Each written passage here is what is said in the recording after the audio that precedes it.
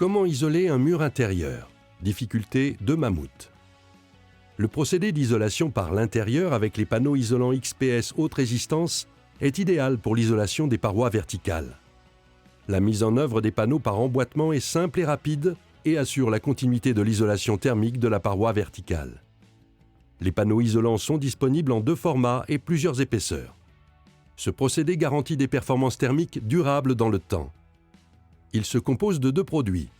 Les panneaux isolants XPS haute résistance sont multifonctions, parfaitement résistants à la compression et insensibles à l'eau, l'humidité ou le gel.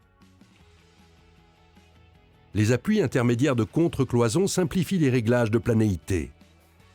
L'ajustement s'effectue par vissage. Il facilite également le passage des câbles et réseaux dans la paroi.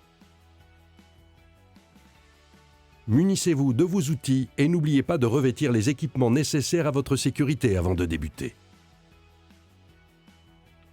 Pour isoler la paroi verticale, débutez en emboîtant les panneaux isolants XPS haute résistance le long de celle-ci. Puis mettez en œuvre les appuis intermédiaires de contre-cloison et clipsez les lisses et fourrures. Enfin, effectuez la pose de l'isolant acoustique dans les fourrures et terminez en fixant les plaques de plâtre.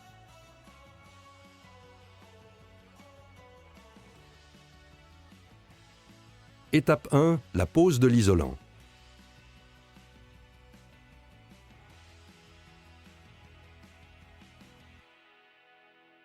Débutez en arasant le côté languette du panneau isolant à l'aide d'un cutter et positionnez-le contre la paroi.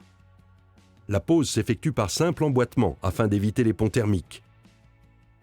Pour les découpes, mesurez puis reportez la mesure sur le panneau isolant. Procédez à l'emboîtement et utilisez la chute pour débuter la seconde rangée.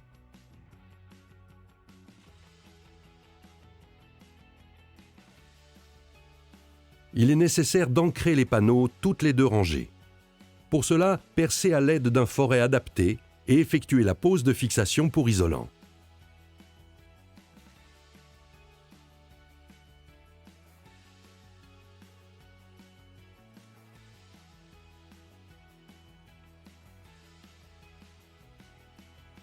Une fois la paroi traitée, calfeutrez les joints à la mousse polyuréthane pour éviter les ponts thermiques et apposez du ruban adhésif étanche sur les jonctions des panneaux découpés.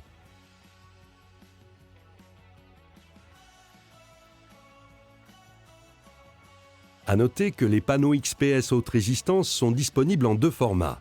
Selon votre chantier, les grands panneaux vous éviteront les découpes. Étape 2. Mise en place de la contre-cloison. Mesurez et tracez un repère à 1,45 m du sol. Percez des trous en respectant un espacement de 60 cm à l'aide d'un foret adapté.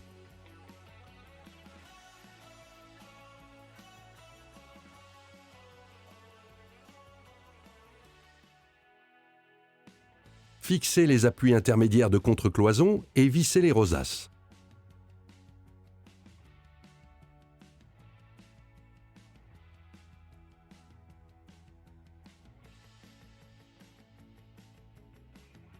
Tracez l'emplacement des lisses au plafond et au sol.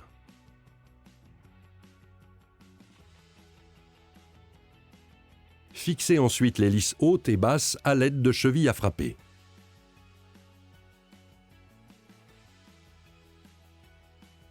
Reportez la mesure de la hauteur du mur sur les fourrures, puis coupez à la bonne dimension.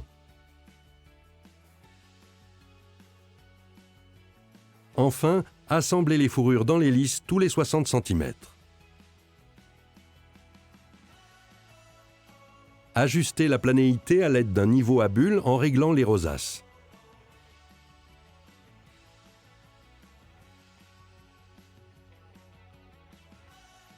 Installez ensuite l'isolant acoustique entre les fourrures en effectuant les découpes si nécessaire.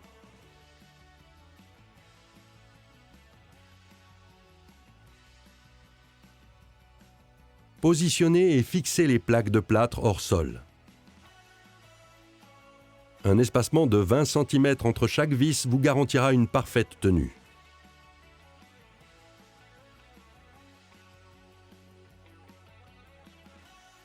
Terminez en jointant les plaques à l'aide d'un enduit de rebouchage et votre isolation est assurée.